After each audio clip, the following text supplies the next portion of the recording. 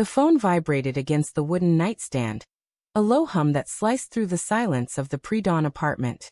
My heart lurched, not from the sound but from the name glowing on the screen. Lila. A selfie lit up the notification. Her sun-kissed face, wind-tangled hair, and a turquoise ocean stretching behind her. The caption read, "Wish you were here."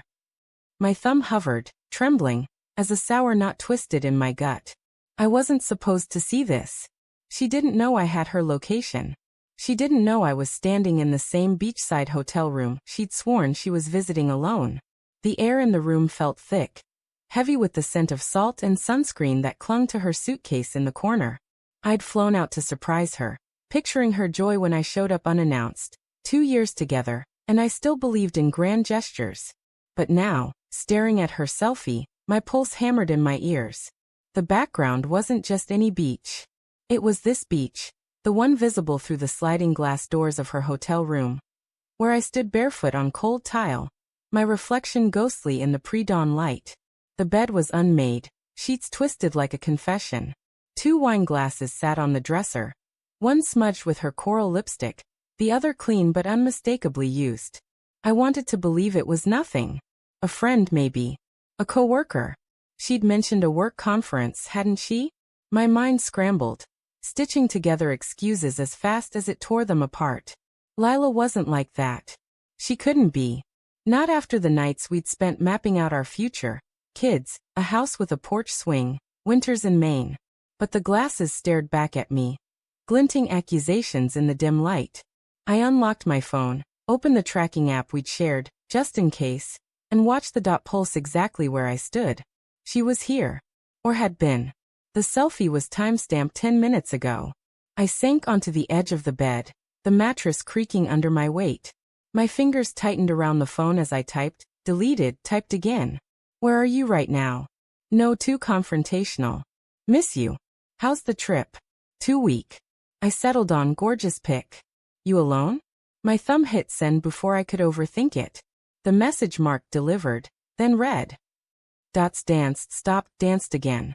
My chest tightened, each breath shallow, as if the air might betray me too. Work stuff, her reply came quick and curt. Just chilling by the beach. You okay? The words felt hollow, like a script she'd rehearsed. I pictured her typing, maybe glancing at someone beside her, someone who wasn't supposed to be there. My eyes darted to the wine glasses again, then to the open suitcase spilling her clothes, her favorite sundress, a pair of heels she never wore for me. The room felt smaller, the walls pressing in, the ocean's rhythmic crash outside mocking my unraveling. I stood, pacing, my bare feet sticking to the tile. The balcony door was ajar, letting in a breeze that carried the faint sound of laughter from the beach below. Her laughter? No, it couldn't be. But doubt gnawed at me, sharp and relentless. I scrolled through our texts, searching for clues I'd missed. Last week she'd been distant, her replies short, her excuses piling up. Late nights at the office, a sudden trip for a client emergency. I'd believed her because I wanted to, because love makes you blind to the cracks until they're chasms. Lila. I whispered to the empty room, testing the weight of her name. It felt foreign now, like a word I'd mispronounced my whole life. I opened the selfie again, zooming in. Her smile was radiant, but her eyes, they looked elsewhere, past the camera, past me. And there, in the corner of the frame, a shadow. Not hers. Broader, taller, unmistakable.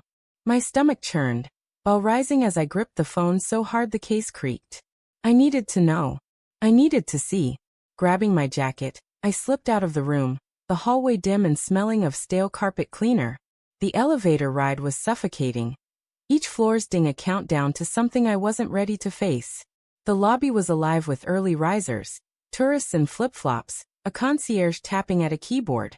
I stepped onto the boardwalk, the salt air sharp in my lungs, and scanned the beach. Couples dotted the sand, but none were her. My phone buzzed again.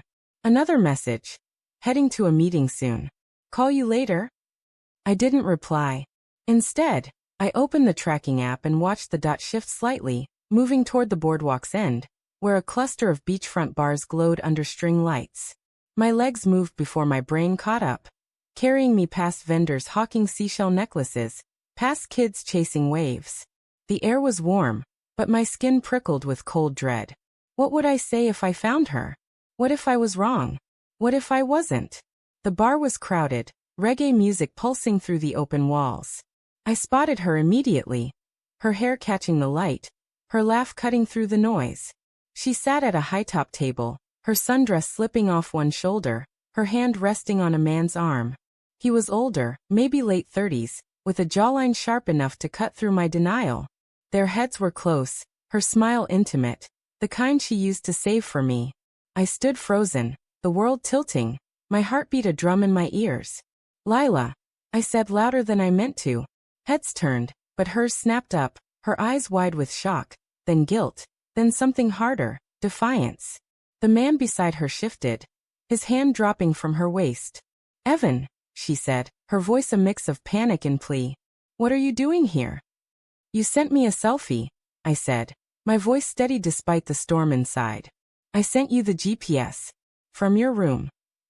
I held up my phone, the tracking app still open, the dot blinking over us. Her face drained of color, her lips parting but no words coming out. The man stood, muttering something about getting drinks, and disappeared into the crowd.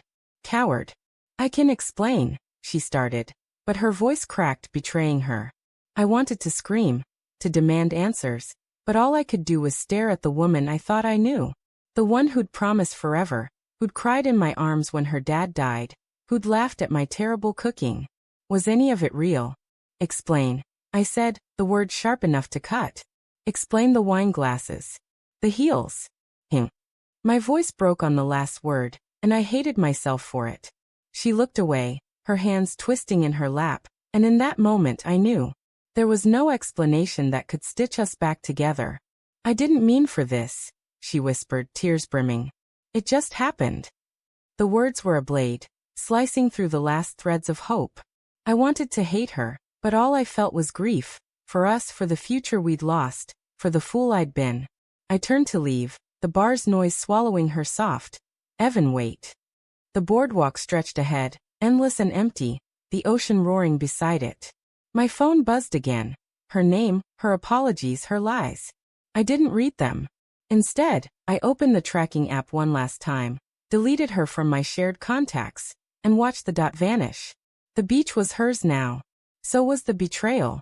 I walked into the night, the waves crashing behind me, carrying away the pieces of what we'd been.